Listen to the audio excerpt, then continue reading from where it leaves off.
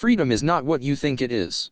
If everyone said, I am a fast food server at McDonald's, or I am a lawyer working for a deep state power firm, or whatever.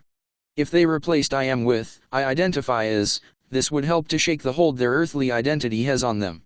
You probably couldn't do that without seeming to be a bit of a snowflake to people you introduce yourself to. Why?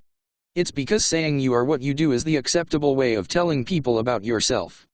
Many of us realize we're not what we even appear to be, but many others on this planet don't.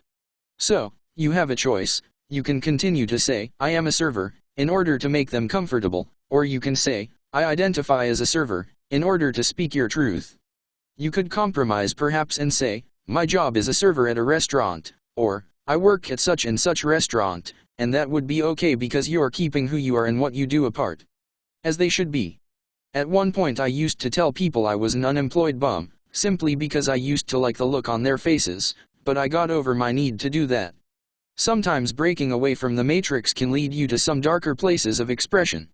As we see before us now, we don't do this perfectly. I think possibly we may have opened up a whole new can of worms, as the ancient expression goes. If you think the 70s was long ago, then this expression is ancient. The subject we're really looking at is how you relate to others in the matrix and whether you want to identify as someone who is sovereign or as someone who is part of the system. The way we relate to other people is very telling. I walk around with a sweatshirt that says I'm not from this planet. People think it's funny, but the joke is on them. I get to speak my truth and amuse people at the same time. That works for me. This is about allowing your need to live in this world to not take your power away. We give away power just in the lies we tell ourselves about who we are and why we were born. Ivo had a good point today. Last night we got a foot of snow, no kidding.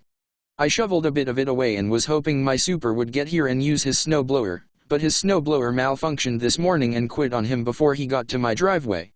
Later on in the day I saw a man and his wife plowing the neighbor's driveway with a snowblower, so I motioned for her to come over and asked how much to do my driveway. We settled on a price and I got my car freed up as well as my next door neighbor's. I could have done the guy's driveway in the other apartment behind me, but it seems that this guy has taken to either smoking or cooking meth in his apartment, and since my furnace is in my basement, I get all his meth fumes in my apartment. Yes, I know it's dangerous. I have to do something about this, and it's a question of what. I refused to dig this guy's car out. The last time I tried to speak to this guy, he held out his arm and yelled at me to stay away from him. He was adamant, and frankly I thought he was a bit strange. Maybe he thought I had COVID, I don't know, but I walked away wondering what his problem was. I love when people scream at you to stay away from them but they won't tell you why. So I decided that I wouldn't dig out his car. Ivo said that was my ego and I was being resentful.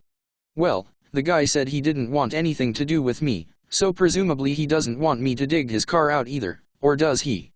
Ivo presumed he would want me to dig out his car. My super did it later on, but Ivo made his point. I'm allowing my resentment of this guy's behavior to influence my actions towards him. I could have made a nice gesture and had him plowed for no more money than I'd paid out. I didn't think anything of it, but Ivo made a point that really hit home with me. If you allow his behavior towards you to influence your behavior towards him, then he has control over you. Ultimately that indicates that your frequency would be lowered to a level similar to his perhaps. I can think on one hand the guy wants me to mind my own business and leave him alone, so for that reason I shouldn't have plowed his car out, but that wasn't what I was thinking at the time I made the decision. I was thinking that I resented him and his meth and I wasn't going to do anything nice for him. That's what Ivo is talking about, withdrawal of goodwill. If you allow your resentment of another person to stop you from being respectful of them, then you are lowering your own frequency. You're not being sovereign, you're enacting matrix values. He did tell me to leave him alone. I will say in my own defense. You have to work at being ever more aware of your intentions. Ordinary everyday situations are the bread of life. Freedom is being sovereign, but there is still a need to relate to others who aren't. This may bring up more situations in future.